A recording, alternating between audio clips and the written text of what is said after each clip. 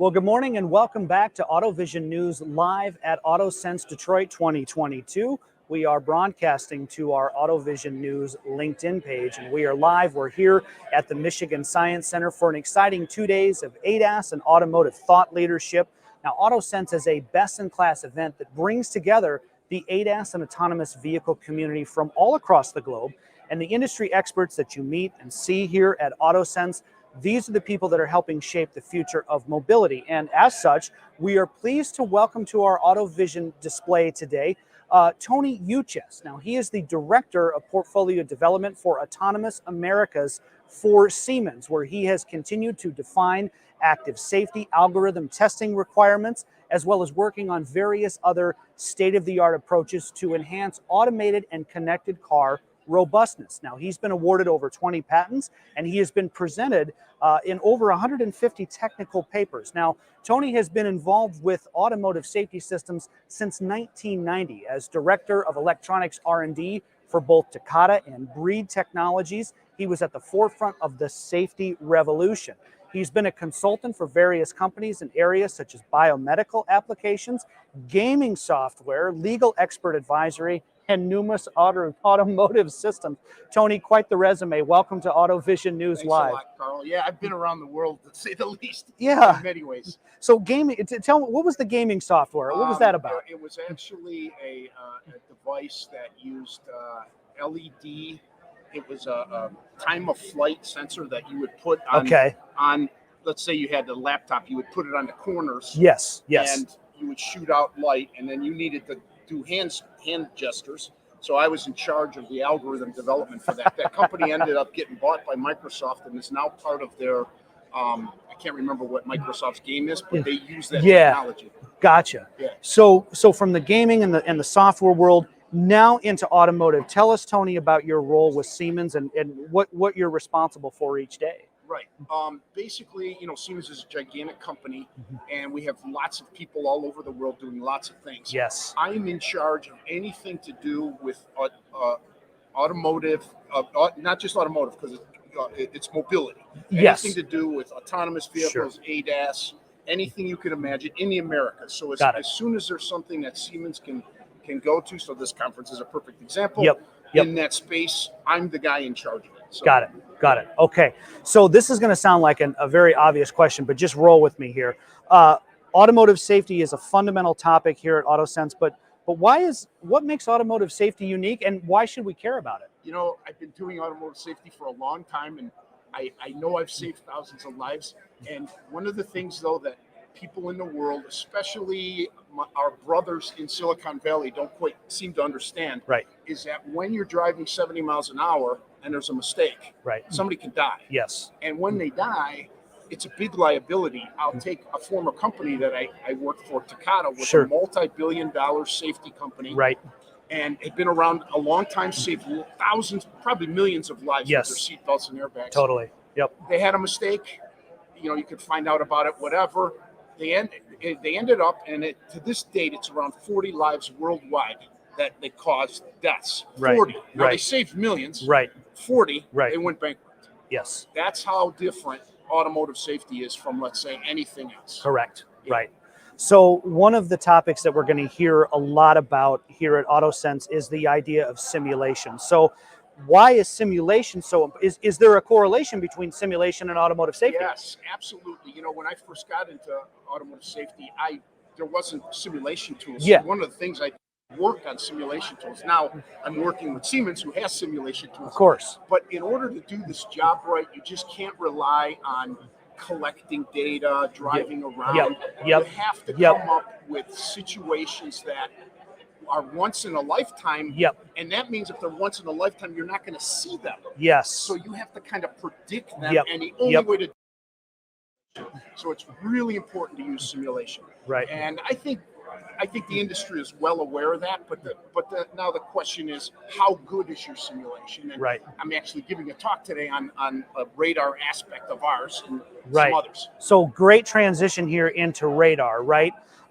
Sometimes I feel like we forget about the importance of radar. There's so much attention on everything else, but we do need radar for higher levels of autonomy. Tell us why it's important to have robust radar. So I'm going to go back before I got in the automotive. So this is 40 years ago. Okay. I was in radar. Okay. And so it's near and dear to my heart. But the reason radar is important is because it can do things that light can't. Right. Okay? For example, if it's raining pretty hard or it's foggy, whatever, radar's going to go through that. It's a microwave signal with a longer wavelength, so it doesn't get perturbed by that. And therefore, it complements what a camera or a LiDAR can do. Yeah, right. And I've been kind of surprised that fine resolution radar hasn't really happened. I mean, it's coming now. There's a bunch of companies starting it up. Sure. And I'm surprised it hadn't already been out, because with fine resolution radar, you really have some data that can separate itself from a camera or a LiDAR, and that's why it's an important sensor. That's why it's important to have it. So we've talked about simulation, talked about radar, AI, and deep neural networks. What's your thoughts there? Yeah, so really my specialty is algorithms. Okay. I actually started the first automotive algorithm company in 1992, so a long time ago. Really? Yes. Oh, we'll come back to that, but finish your thought. Anyway, so I used deep learning neural networks back in 1992. They were developed in the 40s. Right, okay. And what's happening in the industry to me is kind of shocking. Sure. By the way, I used them and found out I couldn't trust them, so I didn't end up using them. I developed my own algorithms in automotive safety. And so what I see is the industry just going down that direction, pumping data in. But I see a couple problems. One is you don't really know what the algorithm's doing. It's all internal. Yep, right. And that's a tough one in safety, because remember, you hurt or injure somebody, and now you have to take the stand in defense of what you did. Right. And you say, "Oh, I don't really know what's in the algorithm, the weights and everything." Yep. I don't know. Well, the jury's going to say, "That's nice, you lose." Yes. You know. Right. I hate to make it that simple, but that's the reality. Yep. That's the reality. Yep. So back to 1992, first automotive company to talk me through that. Talk me through that. Oh, sure. Yeah. So I got in the industry in '90, and at that time they just started airbags, right? Okay. Yes, I remember. And I was a signal processing person, and they said, "Hey, you could do algorithms on sensors." I go, "Tell me what the sensor is." Right. They showed me his accelerometer. I looked at the signals and figured out all kinds of stuff about it. So I got 20 patents and all that. Started a company, got sold. I was all over the place with that. Most of the cars out there use a large percentage of the algorithm concepts I developed for airbag sensing. This is fantastic. This is great. So, okay, so I feel like you're the person to ask this question to. Get out my crystal ball here, and you probably know where I'm going. When will we have fully autonomous cars? When? I'm not going to hold you to it, but everybody, when do you think? Is it even possible? When do you think we're going to have true level 5? Well, Carl, you are asking the right person in the world to answer this question. I figured I was. It is me. Yeah. And here's the deal. First of all, level 5 is a little. I actually worked with SAE when they were doing their levels 0 through 5, and I had said you need a second number in there besides the level. Right. That is the time to travel. Okay. Because right now we could do level 5 going 1 mile an hour. Got it. Right. We could, and we could make that work. Yes. But nobody's getting in that. And yesterday we had a debate, and somebody said, "Well, if you could just work, you wouldn't care." And everyone cares how long it takes. Yes. So the real way, the question I think you're trying to ask is, when is it going to be? We can push a button, fall asleep, and it's going to take about the same time. Now we'll sacrifice some time, but we're not going to do double or triple longer. Got it. Right. I think that's a long way away. So I'm thinking 30, 40 years. And here, let me say why. And go ahead, please. The, deep learning neural network issue. Right. I don't see a paradigm shift in algorithm development happening. And unless one happens, I don't think that true level 5 with a good, a short time to drive. Yep. I don't see that happening, and I'm anticipating somebody or some team is going to come up with a unique approach that bypasses neural networks and comes up with an algorithm that takes all the sensor data and works closer to our human brains. Right. Tony, it seemed like, back 2014, 2015, well, here we are 2022. Like, if you listen to the headlines, we should have had autonomous cars by now. They thought it was so easy, and I laughed like crazy. Yeah. I knew it wasn't going to be easy. Yeah.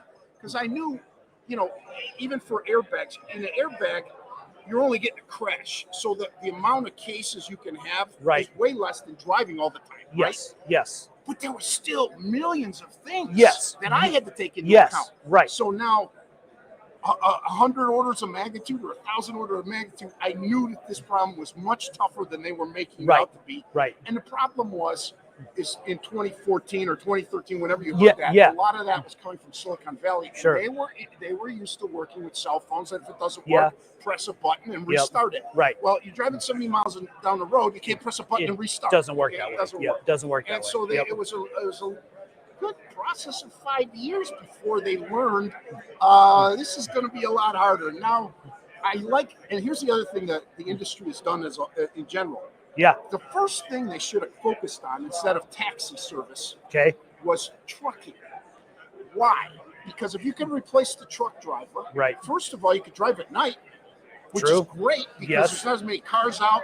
Less so traffic. forth, Yeah. less traffic, right. all of Gotcha. that, Gotcha. And you don't have a person inside the truck that you can kill. Right. Now you can still kill others, Right. but inside that truck there's nobody. No drivers. So Yep. now Right. the safety aspect is a lot different than you're in a taxi with a person. Yes. And you do something wrong, that person, Yes. he died. He or she dies. Right. So, so the industry has switched now, and you see a company like Waymo. Yep. They're into the trucking. They've got Aurora. These companies were not doing trucking. Right. But now they are. Right. So, And I feel like during the pandemic, I saw a lot more virtual webinars around trucking than I ever have before. Yep, exactly. And it's because they figured out that the safety part is, so we went back to your original question about Right. automotive safety. It Right. really is different, and that's why they should have been doing trucking. And maybe we wouldn't have so many supply chain issues. 'Cause And maybe- I think with level 5 again is you drive anywhere, anytime, anything. Okay, Right. but level 4, you can do autonomous, and you specify things like it's raining really hard. Yeah. Okay, I'm not going to send that truck out. Yes. Or Right. if there's a highway down, I can't Yeah. go there. I can't, Yeah. Yes. So that's level 4. Right. So we're close on level 4. Right. And again, back to the time, A to B about the same time we Sure, would drive. sure. We're pretty close on level 4.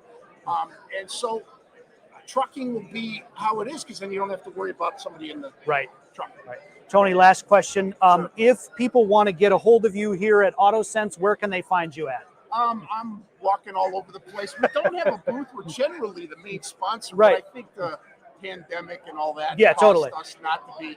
But I'm walking around. If you ask, I know lots of people in the industry, Right. obviously being around Right. as long as I Yeah. have. And I'm giving a paper at 12:35 today. 12:35 today, and it's Tony Gioutsos. That's correct. Right, like you and then the Gioutsos. games. Tony, want to thank you for your Thank time you, and thank Phil. you for sharing your thought leadership. Tony Gioutsos from Siemens talking about a variety of things, deep neural networks, why simulation is important, and when are we going to see level 5? A long time from now. Tony, again, thank you, and we will be back with AutoVision News live at AutoSens Detroit 2020 on our AutoVision News LinkedIn page.